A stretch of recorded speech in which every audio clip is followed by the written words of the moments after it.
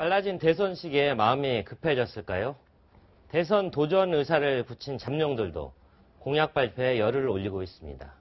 이재명 성남시장은 전 국민의 절반에게 매년 100만 원을 지급하겠다고 약속해 논란이 일고 있습니다. 정치부 이동훈 기자와 자세한 얘기 나눠보겠습니다. 이 기자 어서 오세요. 네, 일단 가만히 있어도 100만 원을 준다니까 좀 솔깃해지는 부분이 있는데, 자, 이재명 시장이 약속한 기본 소득 공약 좀 소개를 좀 해주십시오.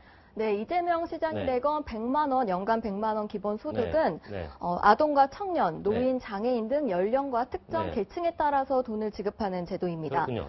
일단 소득과 관계없이 2,800만 명에게 국가 예산으로 매년 100만 원씩 주겠다는 건데요. 전 국민의 한 절반가량 되네요. 네, 절반 정도 됩니다. 여기에 어제는 국토보유세를 신설해서 모든 국민에게 30만 원씩 주겠다는 공약도 발표했습니다. 이렇게 되면 국민 1인당 최소 30만 원에서 130만 원까지 받게 되는 겁니다. 100만 원이 아니라 130만 원이군요. 네. 자, 어림잡아봐도 천문학적인 재원이 있어야 될 것 같은데, 자, 이재명 시장 구체적으로 어떤 방식으로 돈을 모아서 130만 원을 주겠다, 이런 부분도 자세히 밝혔습니까? 아직 자세히 밝히진 않았지만 이 시장 공약대로라면 1년에 28조 원이 들어갑니다. 28조 원이요? 우리나라 1년 국가 예산이 400조 원인데 거기에 7% 정도 되고요. 이 시장은 대통령이 자기가 되면 낭비성 예산을 구조조정해서 한 7%에서 8% 정도는 만들 수 있다고 주장하고 있습니다.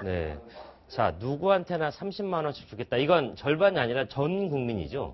전 국민이 셈인데, 자, 국토보유세 이건 새로 신설되는 그런 항목이 될 것 같은데, 결국 땅 있는 사람한테 좀 돈을 걷어서 땅이 없는 좀 가난한 사람한테 나눠주겠다, 뭐 이런 발상인가요? 네, 맞습니다.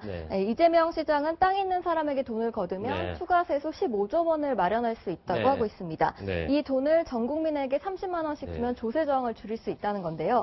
2013년 기준으로 우리나라 인구의 1%인 50만 명이 전체 국토의 55%, 절반 이상을 소유하고 있고 부동산 불로소득이 연간 400조 원이 넘습니다. 그 토지 배당도 이 시장은 얘기했는데요. 이거는 일단 자신이 시장을 맡고 있는 성남시에 수락하겠다고 했습니다.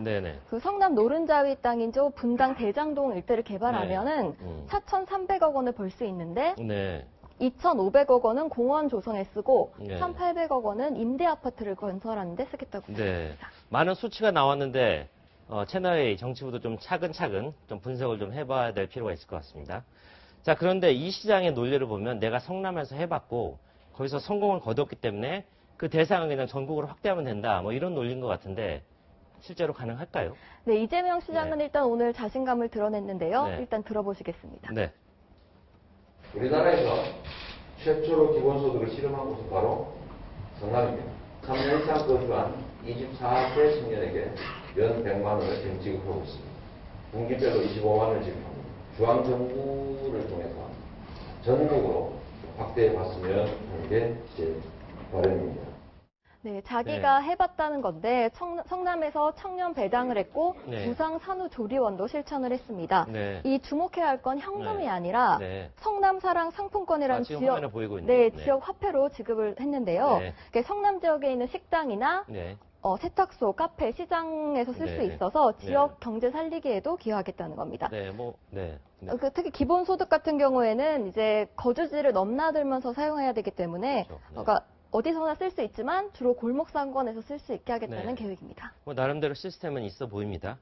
자, 그런데 전문가들은 자, 이 공약에 대해서 어떻게 평가했는지 듣고 싶은데요. 자, 이 기자 자세히 취재해왔죠? 네, 전문가들은 기대 반, 걱정 반입니다. 우선 들어보시겠습니다.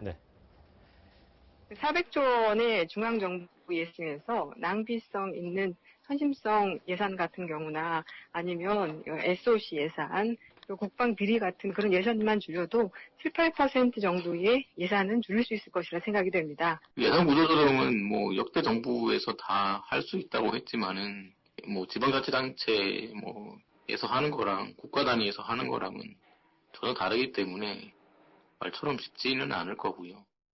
네, 역시 창반 양론이 격렬히 대립할 수 있을 것 같습니다. 자, 결국 선택은 유권자들의 몫이 될 것 같은데요. 자, 특정 계층은 겨냥했다 이런 말도 나오는데 맞습니까?